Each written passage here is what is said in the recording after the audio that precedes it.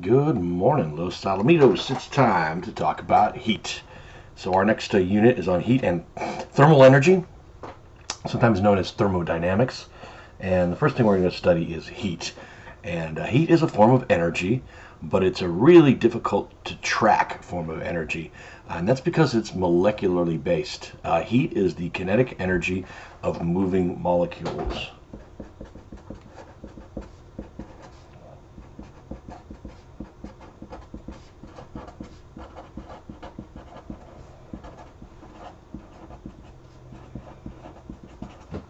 And as you know, the molecular theory of matter is that all matter is made up of molecules, very small chunks that have innate chemical properties and that bond with each other and do things to and with each other.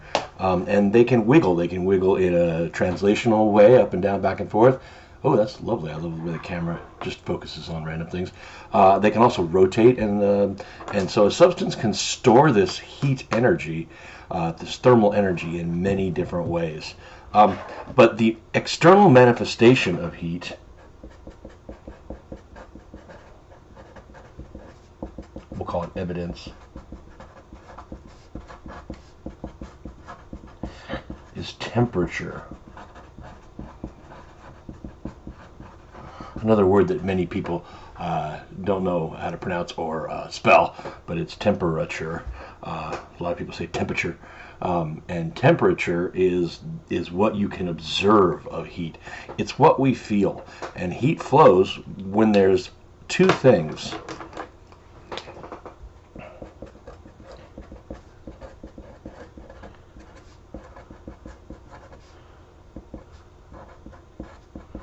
When there's a difference of temperature,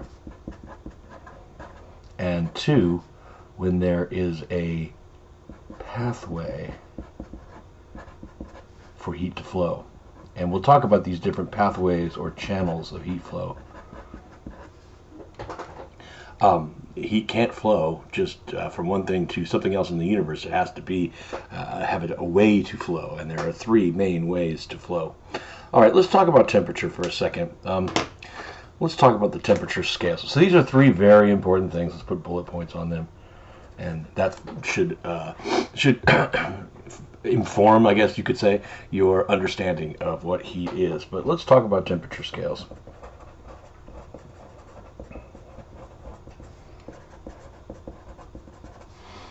There are three main temperature scales that we use. One is degrees Fahrenheit. That's a really difficult word to spell. Fahrenheit. And the little circle in the front means you say degrees Fahrenheit. Then there are degrees Celsius. Some people say it's centigrade, C, which means 100 steps, which is true, but it's actually named after a guy named Anders Celsius. And then the last one is capital K, the Kelvin scale. And notice that there's no degree symbol in front of Kelvin. It's not appropriate to say degrees Kelvin. Actually, saying degrees is kind of kind of weird, because degrees just means, as measured on the, so degrees Celsius is as measured on the Celsius scale. Let's talk about these three. By the way, I realize what I've done here. There's no good way to write these letters out. If you write KFC, people think chicken. When I write it this way, people say, is there a temperature scale that uses a U? Ho, ho, ho. Yeah, I'm stuck, okay? But this is the order in which you're probably familiar with them. So let's talk about each one in turn. The Fahrenheit scale is more or less based on the weather, and it's great for the weather. The temperatures on planet Earth usually range between 0 and 100 on the Fahrenheit scale. It's really, really hot if you get above 100. It's really, really cold if you get below 0. As we know, the freezing point of water, H2O, freezes at 32 degrees Fahrenheit, and H2O boils at 212 degrees Fahrenheit. So Fahrenheit's not as good for cooking or anything like that. The numbers start to get pretty high, but we're very accustomed to Fahrenheit. Also, the degrees are very small.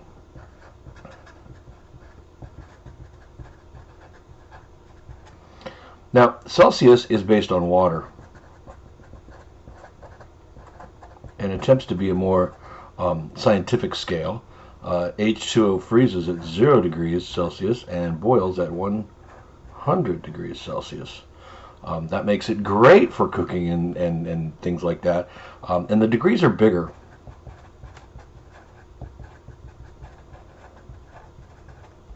And that brings us to Kelvin.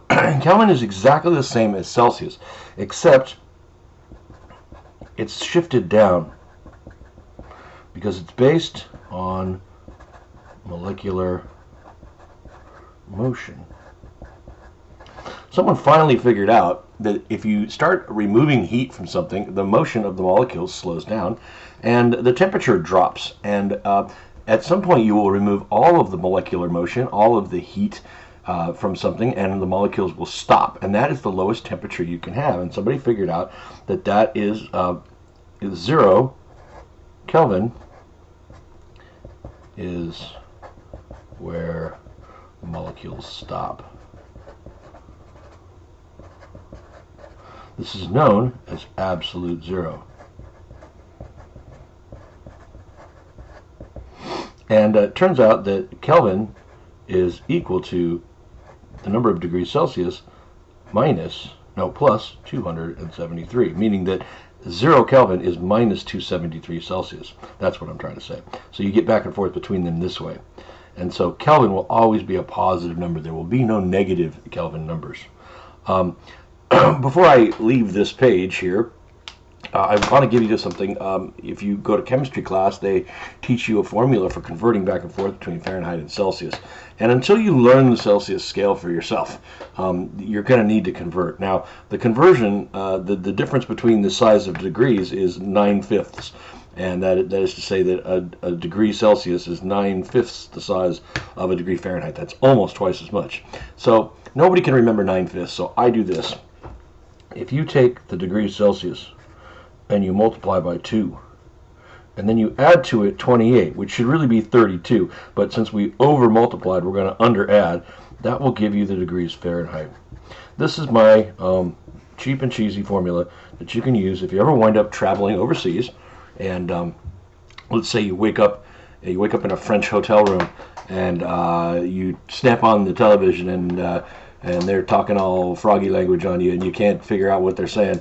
But you do see a weather map, and it has a picture where you're in Paris, and there's a little sun, and then there's number 17 in there. 17, are you kidding me? 17 is freezing, man. I didn't bring a parka here to Paris, but that's not what they're saying, because they're saying 17 Celsius. Let's figure out what 17 Celsius would be. Okay, so let's get our calculator out here. I guess we don't need a calculator for this. 17 times 2 is 34, and 34 plus 28 is 50, 62. So that's going to be a 62 Fahrenheit degree day. So 62 degrees Fahrenheit is cool. You're going to need a sweater, maybe grab a sweater and a scarf and a beret, and then you'll fit right in. There you go. Okay, so these are the temperature scales. Let's go back and talk about this heat flow again. And I talk about heat flow because heat, the actual amount of heat energy or internal energy inside of something is very difficult to talk about, because you'd have to add up each molecule and multiply by how much that molecule is moving and find out what the total energy inside something is. But we generally don't need to do that, because what happens is heat flows, and heat flows from hot to cold. So heat flows from high temperature to low temperature. That's another bullet point, very important thing. When two things reach the same temperature, this heat flow will stop.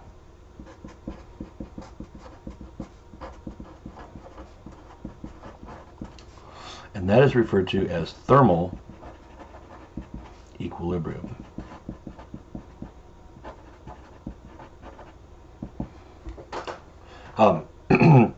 My father was a bit of a sciencey nerd, and when I was a kid, I had a hamster as a pet. That all kids in the 70s had hamsters as pets. There were special houses you could buy for them called Habitrail. In the 70s, we invented the snap-together plastic ball that you could put your hamster inside so it could run around the living room with the family. Anyway, one day I came back from playing outside. The street lights had come on, and my dad said, "Son, I've got some bad news for you. Your hamster has assumed thermal equilibrium with its environment." And I'm like, "What?" And it was his way of softening the blow of telling me that my hamster had passed away and was no longer warmer than the room it was in, being as it was a warm-blooded creature. So there's a little comedy for you there. The channels of heat flow.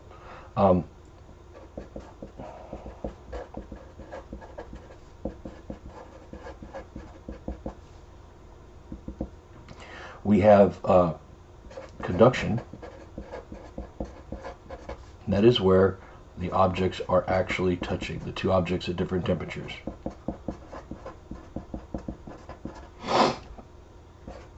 Convection. And that's where a fluid, I changed my mind halfway through, fluid transfers the heat. And then radiation, and that's where waves, typically in the electromagnetic spectrum, transfer the heat. So if heat is the jiggling of moving molecules, you can conduct heat from one thing to another through conduction. That is where the molecules of one thing are touching another one, and so they have collisions, individual tiny collisions, and they heat things up. When you make eggs in a pan, the pan is heated by the flame below, and then the eggs touch the pan, and the place on the eggs that touches the pan is the place that cooks, that gets additional heat. And if you stir it around, you're making scrambled eggs, and you're making different parts of the egg touch the pan and get heat, and they cook uniformly. Or if you just leave them in there, you wind up with cooked on the bottom and kind of raw on the top. If that's your way, that's cool. Now the pan itself is being heated by convection. There's a flame or a heating element below it, and then hot air rises up, or even sometimes the flame itself, which is a plasma, touches the pan, and it transfers heat through convection. There's two kinds of convection. There's natural convection, where hot air rises, and that takes the heat with it. And there's also forced convection, and that's where you have to, in the heater in your house, and lately it's been cold in the morning, so my heater's been snapping on, and there's a box in my attic that heats up the air, and then a fan comes on and blows that hot air through the ductwork in my house, and it comes out in each room. It's quite nice. Air is not the only fluid that can transfer heat.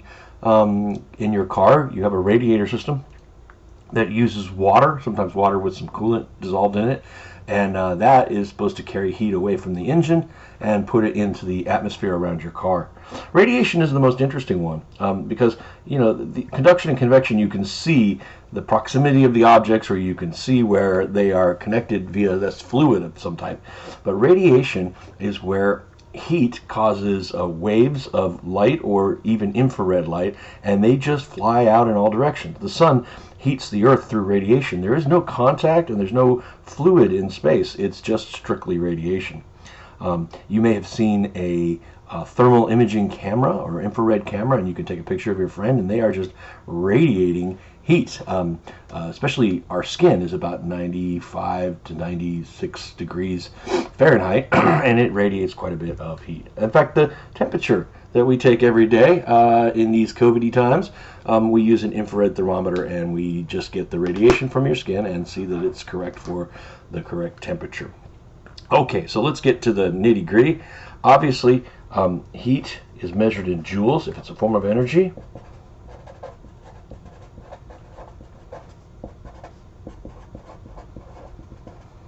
And is represented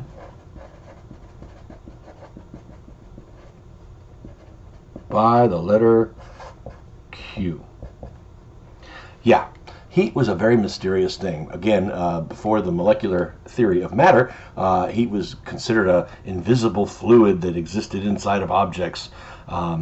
These people had some pretty interesting theories. So they had a mysterious letter for it, the letter Q. But it turns out that heat is just the mass of an object times its specific heat times the change in temperature. This is the heat that flows. This is flowing heat. So we have the mass of the object. In other words, the more object you have, the more potential jiggling of molecules you have. This is a constant that characterizes the behavior of the object, and it's called the specific heat. And then this temperature is the change in temperature. As a small amount of heat leaves an object, then the temperature will decrease a little bit, and as heat is added to an object, the temperature will increase a little bit. So specific heat is a really important thing because it really does characterize, other than how much material you have, how that material behaves. And I think we all know that different materials behave differently when they're subjected to heat. Metals cannot absorb much heat before their temperature changes and they get hot, and that's why we use metals for pans. For example, copper. Let's talk about specific heat here. Copper has a specific heat that's around 380. Now the units are weird because it has to go into this formula and give you joules. So they're measured in joules per kilogram and then degrees Celsius. Aluminum, however, has a much larger specific heat. I believe it's almost exactly 900 joules per kilogram degrees Celsius. Lead doesn't have much specific heat at all. Lead has a specific heat of about 130, meaning that lead can absorb much heat before its temperature increases. And then lead, you don't need much heat to actually melt lead. People have done it in their garage. And then the most important one is water. Water has an extremely large specific heat, 4,180 joules per kilogram degrees Celsius. Water is this amazing substance. I mean, when you sit back and think about, why is there life on this planet and things like that, water's a pretty big reason for it. And the fact that water can absorb a tremendous amount of heat for every kilogram, and that we have a tremendous amount of water on the Earth, actually helps stabilize the temperature of the Earth. Other